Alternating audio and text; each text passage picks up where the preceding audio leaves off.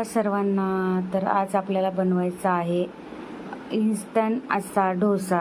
तो पण कसलीही डाळ तांदूळ न भिजवता झटपट होणारा 10 मिनिटात डोसा. तर चला पाहूया. तर डोसा 10 मिनिटात असा कोणता डोसा बनतो तर तुम्हाला मी ते सांगणार आहे. तर झटपट असा डोसा म्हणजे रव्याचा डोसा. अगदी सॉफ्ट आणि खायलासुद्धा क्रिस्पी लागतो आणि जास्त वेळ लागत नाही त्याला, म्हणजे भिजवायलासुद्धा आणि बनवायलासुद्धा. अगदी झटपट असा 10 मिनिटात होतो.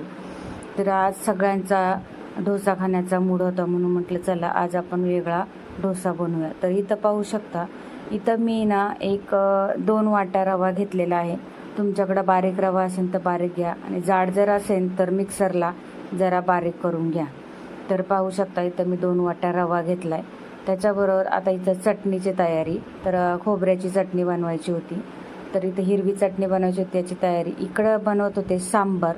आणि पाहू शकता इथं ना अर्धी वाटी मी गव्हाचं पीठ घेतलेलं आहे, जेणेकरून त्याला बाइंडिंग छान येते. आणि बेसन पीठ 2 चमचे घेतलेले आहे. बेसन पिठाने आपला आहे ना डोसा क्रिस्पी आणि खायलासुद्धा छान लागतो. तर याच्यामध्ये थोडं मीठ टाकायचं आहे, अर्धा चमचा साखर टाकायची आणि दहीसुद्धा टाकायचं आहे. तर दही मी 1 वाटी टाकले. ज्या वाटीने मोजून घेतला होता रवा त्याच वाटीने 1 वाटी दही टाकले. तर इथं छान थोडं थोडं पाणी टाकून आपल्याला असं हलवून घ्यायचे. आणि हे जे बॅटर आहे ना ते आपल्याला असं डोश्यासारखं बनवायचं आहे. तर याला ते 10 ते 15 मिनटं मी हे करून ठेवणार आहे. इथं चटणीला तडका दिला, चटणी वाटून घेतली.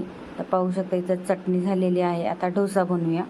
तर इथं बघा पाहू शकता रव्याचा डोसा किती छान आणि कलरसुद्धा किती छान आले. तर माझे एवढे डोसे बनवून झाले होते. तर पाहू शकता डोसे आणि झटपटसुद्धा होतात, खायलासुद्धा खूप छान लागतात आणि पचायलासुद्धा अगदी हलके असतात. तर पाहू शकता जसे आपण तांदळाचे डाळीचा डोसा बनवतो तसा डोसा, पण त्याला आपल्याला जास्त भिजवायला वगैरे टाईम जातो. तर याला झटपट होतो आणि म्हणजे पचायलासुद्धा खूप हलका असतो हा. तर इथं पाहू शकता डोसे आणि त्याचा कलरसुद्धा किती छान आलेला आहे. आणि सॉफ्ट, कोणाला सॉफ्ट हवं असेल तर सॉफ्ट बनवू शकता. तर इथं पाहू शकता चटणी आहे, डोसा आहे आणि सांबार देखील आहे. तर कशी वाटली तुम्हाला माझी रेसिपी नक्की कमेंट्स करून सांगा. तर या सर्वांनी डोसा खायला. तर कोणाकोणाला आवडतो असा डोसा आणि कोण कोण बनवतं ते सुद्धा कमेंट्स करून सांगा. तुम्ही कोणत्या पद्धतीने बनवता ते पण सांगा.